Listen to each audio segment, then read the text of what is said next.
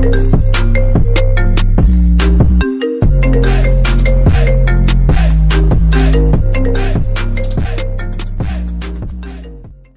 Chainsaw Girls 2016 adalah sebuah live action dari Jepang yang diadaptasi dari sebuah komik dengan judul yang sama namun dengan bahasa Jepang. Nah, film ini ceritanya tuh tentang seorang siswi SMA cantik dan imut tapi paling bandel di sekolah. Tanpa disadarinya, tiba-tiba teman-temannya di sekolahnya berubah seperti zombie. Nah, bagaimanakah ceritanya? Nggak pakai lama lagi, langsung aja ambil posisi rebasan.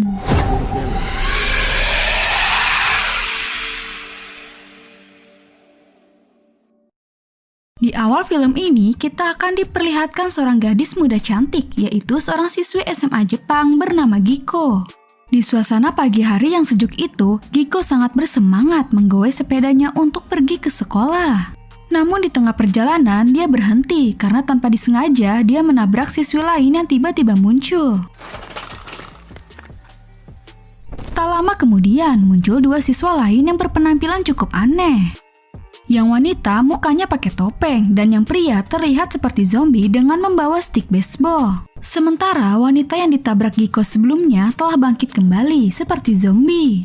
Dua orang ini mengatakan kepada Giko bahwa Giko telah mengacaukan penyergapannya. Tanpa merasa kaget, Giko memanggil mereka adalah mutan cyborg. Ketiga mutan itu akhirnya bersiap untuk menyerang Giko. Giko memperingati mereka untuk tidak mengganggunya, akan tetapi mereka ngeyel dan tidak memperdulikannya. Mau tidak mau, Giko mengeluarkan senjata andalannya, yaitu sebuah gergaji mesin yang sudah membasmi banyak kejahatan.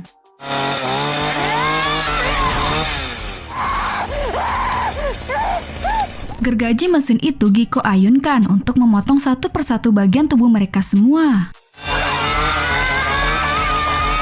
Namun, salah satu mutan yang badannya sudah terpotong-potong itu ternyata masih bisa berbicara. Nah, dia mengungkapkan sesuatu yang berhubungan dengan seseorang bernama Nero. Nero inilah yang sudah mengubah mereka bertiga menjadi mutan. Akhirnya, setelah mengalahkan mereka, Giko segera pergi ke sekolah karena pertarungan itulah membuatnya terlambat ke sekolah. Namun saat ingin pergi, tiba-tiba sebuah rudal dengan cepat mengarah ke dirinya. Dengan refleksnya, Giko berhasil menghindar. Ternyata yang menyerang Giko dia adalah mutan lain. Hal itu membuat Giko bingung mengapa semua mutan berambisi untuk melawannya. Dari informasi mutan yang sudah tinggal kepalanya itu, dia bernama Sayuri Bakutani. Dan dulunya Bakutani adalah seorang pemimpin pemandu sorak di sekolah. Akhirnya Giko ingat dan tidak menyangka sekarang dia mengikuti Nero yang jahat karena dulunya dia adalah salah satu murid teladan.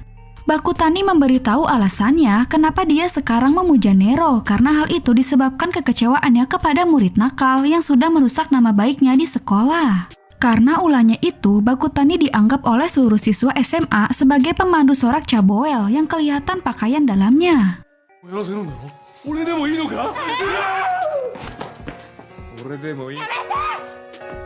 Di saat kekecewaannya memuncak, Nero datang memberi solusi kepadanya. Itu sebabnya Bakutani sekarang menjadi mutan cyborg. Bakutani terus menyerang Giko dengan peluru tembakan yang berasal dari badannya, sampai-sampai sebuah rudal bisa dikeluarkan dari anunya.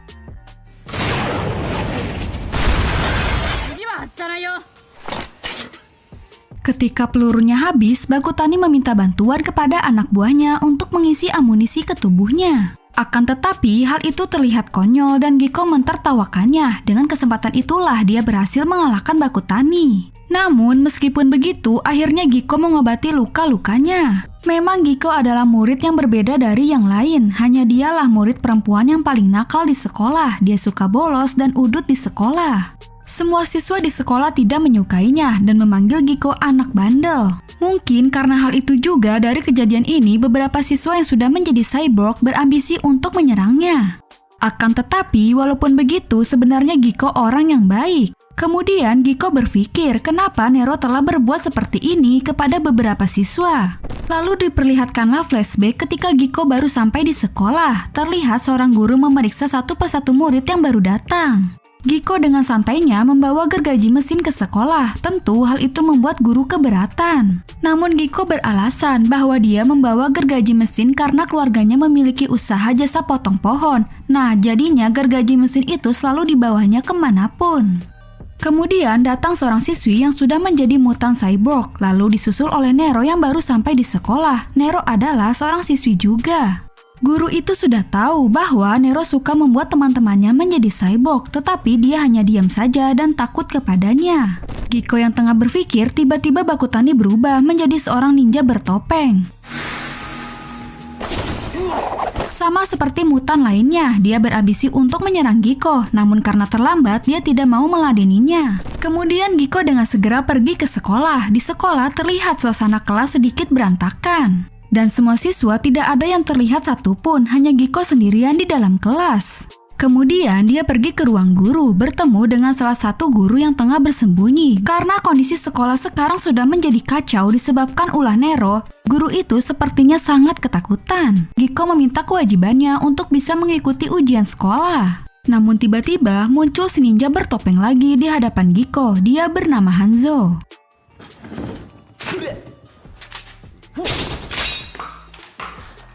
Tak lama kemudian muncul lagi dua orang ninja untuk mengepung Giko. Akhirnya setelah melihat mereka, Giko dapat mengingatnya. Mereka adalah 3 orang yang ingin mengadakan eskul ninja di sekolah.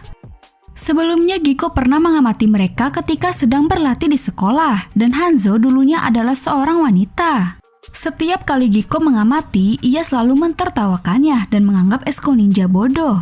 Suatu hari Nero datang kepada Hanzo untuk mewujudkan mimpinya, dan sekarang terwujudlah mereka bisa menjadi ninja sejati. Pada akhirnya Giko bertarung melawan mereka bertiga.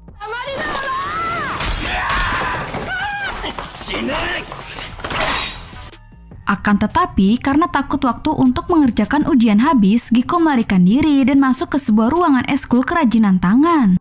Di sana, dia sempat memperbaiki gergaji mesinnya yang rusak. Kemudian, tiba-tiba muncul seorang siswi pemimpin eskul kerajinan tangan bernama Sanzaki.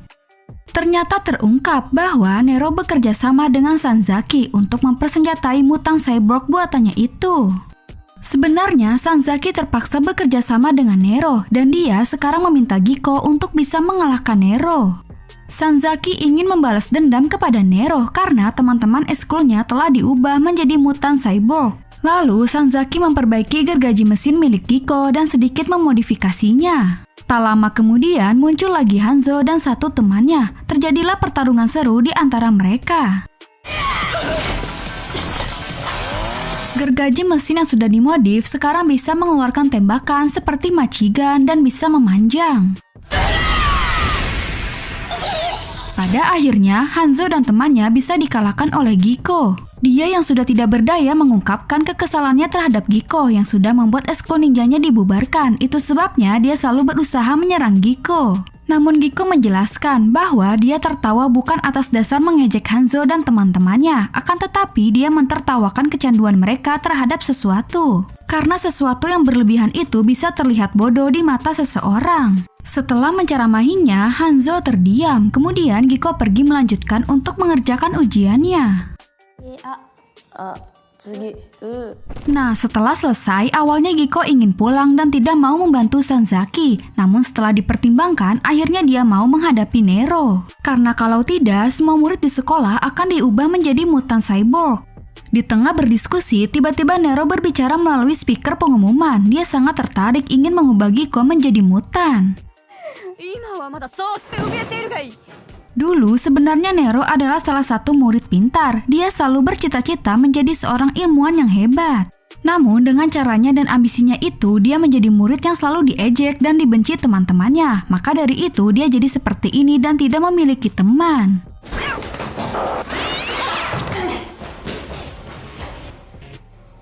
Setelah percobaannya berhasil, dia mengubah banyak siswa menjadi mutan cyborg. Hanya hal itu yang bisa membuat dendamnya terbalaskan.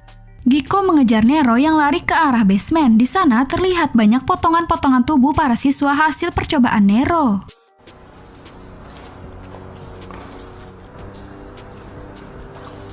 Akhirnya Giko kembali ke atap gedung sekolah untuk mengejar Nero. Namun dia berhadapan dulu dengan sekumpulan siswa yang sudah berubah menjadi zombie mutan. Dengan senjata andalannya, satu persatu zombie berhasil dikalahkan oleh Giko.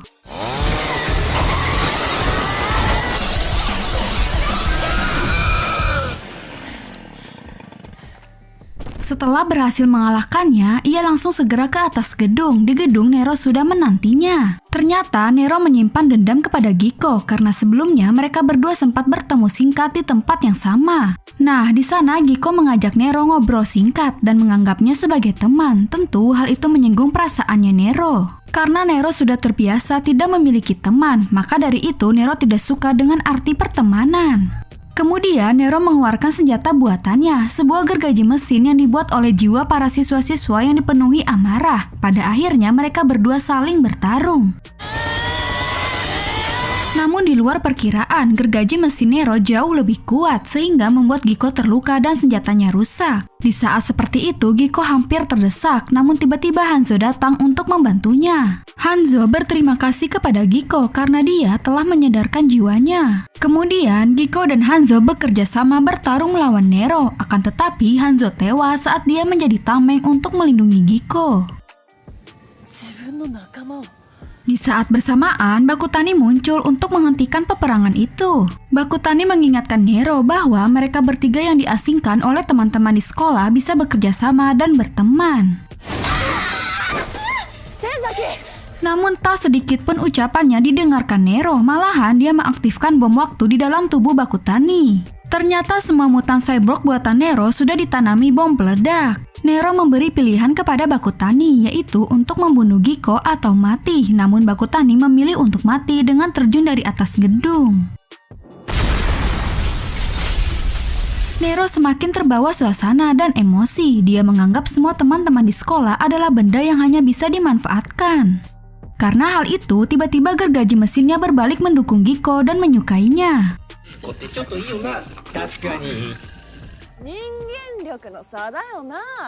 Dari sinilah awal kekalahan Nero. Nero sudah tidak memiliki senjata lagi untuk melawan Giko. Alhasil, Giko memukulinya tanpa ampun dan terakhir dia berhasil membunuhnya.